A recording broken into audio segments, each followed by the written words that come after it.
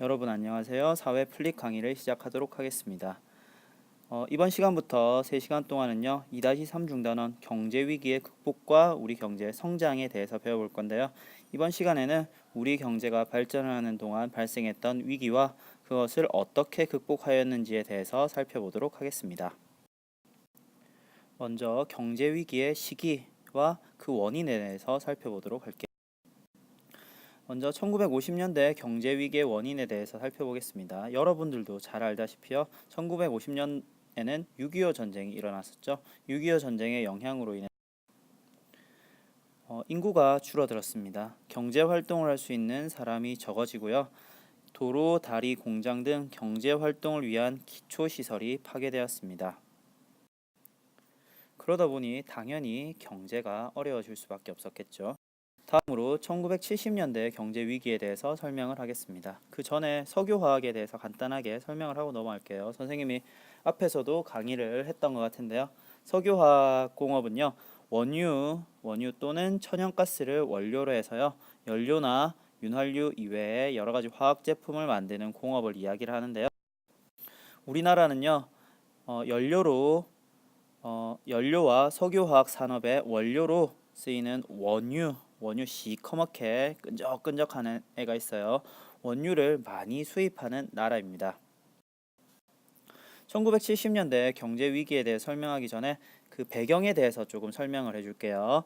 1973년에 1차 석유 파동이라는 게 일어납니다. 그 원인은요, 중동에서 저기 서남아시아 쪽 원유가 많이 나는 중동에서요, 전쟁이 났습니다. 그로 인해서 원유 가격이 상승을 하면서 1차 석유 파동이 일어났습니다. 그리고 1978년에는요, 2차 석유 파동이 일어났는데요. 이란이라고 하는 서남아시아에 있는 나라가 원유 수출을 갑자기 중단을 했습니다. 그에 따라서 원유 가격이 4배나 상승을 하였죠. 그러다 보니요, 석유 사기가 어려웠고 석유를 이용한 여러 가지 공장들이 어려워지기 시작합니다. 네, 아까도 얘기한 것처럼요, 1970년대 경제 위기는요, 원유 가격의 급등입니다. 그 결과 어떠한 제품을 만들기 위한 생산비가요, 크게 증가하게 되었습니다. 뭐 기계를 돌리려고 해도 석유나 이런 에너지들이 필요하니까요. 이제 1990년대 경제 위기에 대해 설명을 해주도록 할게요. 다른 나라와 거래를 하기 위해서, 즉 수출이나 수입을 하기 위해서는요, 외화, 달러나 미국 돈이죠, 유로화, 유럽연합입니다. 그리고 엔화, 일본에서 사용하는 돈 등 외화를 사용을 합니다. 외국 돈이에요. 외화를 사용을 해야 하는데요. 즉, 이 외화가 없으면 외국에서 물건을 수입할 때 그 물건을 사올 수가 없게 되죠. 따라서 제품의 원료와 원유를 사올 수가 없게 됩니다. 외화가 없으면요. 네, 1990년대의 경제 위기는요. 우리가 들고 있는 우리나라가 들고 있는 외화의 양, 외환 보유액이라고 하는데요. 외환 보유액이 줄어들었기 때문입니다. 그 외환 보유액이 줄어드는 까닭은 76쪽에 잘 나와 있긴 한데요. 선생님이 설명을 해줄게요. 첫째, 정부가 외화를 잘 관리하지 못했기 때문입니다. 즉, 우리나라 외화가 많이 부족하다 하면 그거를 밖으로 나가는 거를 막거나 아니면 밖으로부터 외화를 어떻게든 끌어모아야 하는데 정부가 그 외화를 제대로 관리를 못했던 거죠. 그리고요, 외국 투자자들이요, 우리나라의 뭐 주식이나 회사 등등에 투자했던 돈을 다시 가져가는 경우가 있습니다. 또 다른 이유는 기업의 수출이 줄어들어서 외국으로부터 들어오는 돈이 없거나 혹은 제품 원료 가격이 상승을 해서요, 우리 그 원료를 사기 위해서 우리나라에서 많은 돈을 지불해야 할 때 그런 외환 보유액이 줄어들게 됩니다. 1990년대 경제 위기는요, 아까 얘기한 것처럼요, 외환 보유액 부족의 문제였습니다. 그 결과 어떻게 했느냐? 1997년에 국제통화기금이라고 합니다. IMF, 영어로는 IMF라고 하는데요. 이 국제통화기금 세계은행이라고 생각하면 돼요. IMF와 다른 나라로부터 많은 외화를 빌리게 돼요. 그냥 빌리느냐? 아니죠. 어떻게 해야 할까요? 나중에 갚을 때는 맞습니다. 이자를 같이 갚아야 돼요. 원래 빌린 원금과 그 빌린 원금에 대한 이자까지 갚아야 하다 보니까 국민들이 엄청나게 어려움을 겪게 되었습니다. 그 결과요, 기업들이 줄줄이 파산을 하고 문을 닫기 시작했고요. 기업이 문을 닫으니까 어떻게 될까요? 네, 맞아요. 우리 국민들은 직장을 잃고 실직자가 많이 생기게 되었습니다. 실업률이라고 하는 거는요, 일을 해야 하는 사람이 일을 못하는 비율을 이야기를 하는데요. 70년대, 80년대, 90년대, 2000년까지만 해도요, 일을 할 수 있지만 직장이 없어서 혹은 직장을 잃어서 일을 못한 사람들의 비율이요, 다른 연도에 비해서 엄청나게 높다는 것을 알 수가 있습니다. 선생님 부모님도 이 IMF 때 20년 넘게 다니시던 회사를 그만두시고 다른 일을 하셨었습니다. 많이 안타깝죠. 여러분들도 선생님이 나눠준 학습지예요. 부모님과 한번 인터뷰를 해볼 거예요. 1997년대 IMF 여러분들이 태어나기도 전인데요. 그 시기에 얼마나 힘든 일이 있었는지, 어떠한 어려움을 겪었는지 부모님과 나중에 한번 면담을 해보도록 하겠습니다.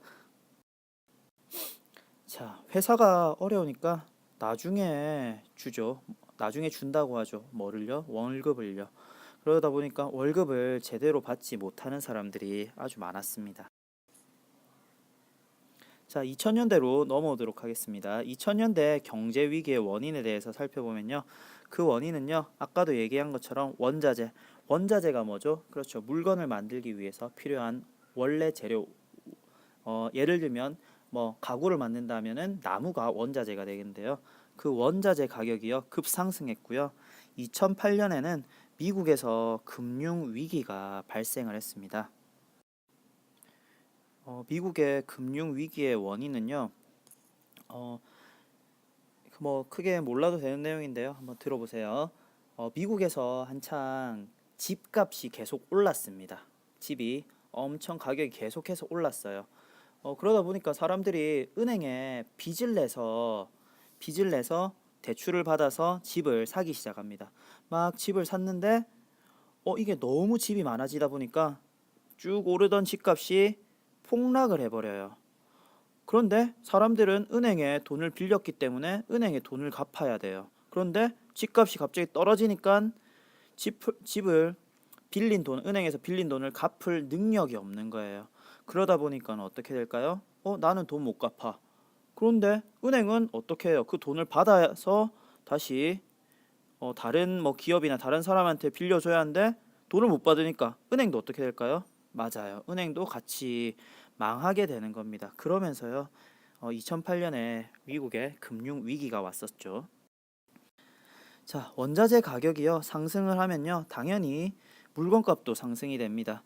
그리고요, 또 어떤 일도 있었냐면요, 환율이 상승을 해서요, 우리나라가 물건을 사오는데, 외국으로부터 물건을 사오는데 더 많은 돈을 들여야 했고요.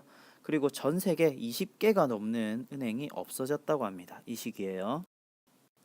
미국은요, 뭐 은행들이 문을 닫고 개인 소비자들이 뭐 파산을 하는 경우들이 많다 보니까 소비 심리, 물건을 사야겠다는 소비 심리가 위축이 되었고요. 우리나라 입장에서는 이제 미국 사람들이 물건을 잘 안 사니까 미국에 수출이 잘 안 되죠. 그러다 보니까 우리나라도 어때요? 우리나라 역시도 거꾸로 피해를 입게 되는 겁니다. 경제 위기가 오는 거죠. 우리나라뿐만 아니라 미국에서 이런 어려움을 겪다 보니까 전 세계적으로 경제 위기가 발생을 했었습니다. 자, 그러면 경제 위기로 나타난 공통적인 현상들 한번 살펴보도록 할게요. 자, 원자재 가격이 상승하면요, 물건 가격이 오릅니다. 그리고요, 사람들이 돈을 잘 벌지 못하니까, 경제 위기로 인해서 돈을 잘 벌지 못하니까 물건을 잘 사지 않죠. 그럼으로써 물건이 잘 팔리지가 않습니다. 그리고 기업 입장에서는 물건이 잘 팔리지 않으니까 사람들을 뭐 해고를 하겠죠. 그러다 보니까 실업자가 늘어나게 되고요. 그리고 돈을 많이 벌지 못하게 되니까 가계 소득도, 월급도 줄어들게 됩니다. 전체적으로는요, 나라의 경제가 발전하지 못해서 나라의 신용도가 떨어지고요. 나라의 신용도가 떨어지다 보니까 그 나라의 경제는 또다시 더 떨어지게 되는 거죠. 이러한 악순환이 계속해서 반복됩니다. 자, 그러면요, 이 경제 위기를 우리가 그냥 극복하지 못했다면 여러분들은 이렇게 따뜻한 밥을 먹지 못하고 있을 겁니다. 여러 가지 노력들을 통해서 극복을 했는데요. 이제 그 극복 노력에 대해서 살펴보도록 하겠습니다. 네, 정부는 어떤 노력을 하였느냐? 경제 위기 극복을 위해서 실업자들에게 일자리를 제공하기 위해서 다양한 노력들을 하였습니다. 그리고요, 기업의 경제 활동을 지원하기 위한 제도를 강화하였는데요. 기술 개발을 지원하기도 하고 세금을 깎아주는 그런 혜택을 제시하기도 하였습니다. 지금 살펴보다 보니까 선생님 경제 발전을 위한 노력과 비슷하기도 하네요 라고 생각하는 친구들이 있을 거예요. 네, 맞습니다. 그럼 경제 발전을 하기 위해서 했던 노력들을 한때 정부가 게을리했던 거죠. 이런 경제 위기가 닥쳤을 때 이러한 노력들을 다시 열심히 했던 겁니다. 다음으로요, 경제 활동에 대한 관리와 감독을 좀 더 강화를 했다고 합니다. 아까 얘기했던 것처럼요, 외화 보유액을 다시금 살펴보고요, 회사들이 여러 가지 뭐 부정된 행위를 하지 않는지, 그리고 경제 발전을 위해서 노력을 하는지 안 하는지 이런 것들을 좀 더 강화했다고 합니다.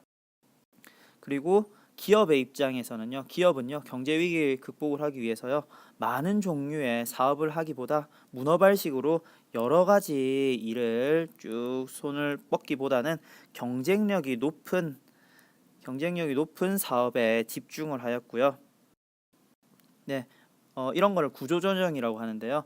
이익이 나지 않는 사업과 인원을 축소해서요, 불필요한 비용을 줄이고 이익이 남는 부분을 중심으로 사업의 내용을 조정을 한 거죠. 그러니까 돈이 되지 않는 사업들은 다 잘라내는 거죠. 그 잘라내는 과정에서 어떻게 될까요? 맞아요. 실직자가 생기죠. 그런 문제도 생기긴 했습니다. 그리고 기술 연구와 신제품 개발을 위해서 노력을 했고요. 이럼으로써 수출을 좀 더 늘릴 수 있는 그런 역할을 하게 된 거죠. 그리고 기업의 빚을 갚기 위해서 노력을 하였습니다. 다음으로 우리 국민들은 어떤 노력을 했는지 살펴볼게요. IMF 때요, 가장 대표적인 운동이 있었습니다. 바로 금 모으기 운동이었는데요. 금 모으기 운동은 뭐냐면요, 집에 있는 금을 가져와서요, 은행에 파는 건데요. 이 은행은요, 금을 우리나라 돈으로 주는 거죠. 이 은행은 금을 외국에 이제 다시 팝니다. 팔아서 외화를 받아오는 거죠. 아까 외환 위기 때 IMF 때 뭐가 부족하다고 했었죠? 우리 민송이가 한번 대답해 볼까? 네, 맞아요. 외화가 부족했죠. 이 금을 팔아서 외화를 얻은 겁니다.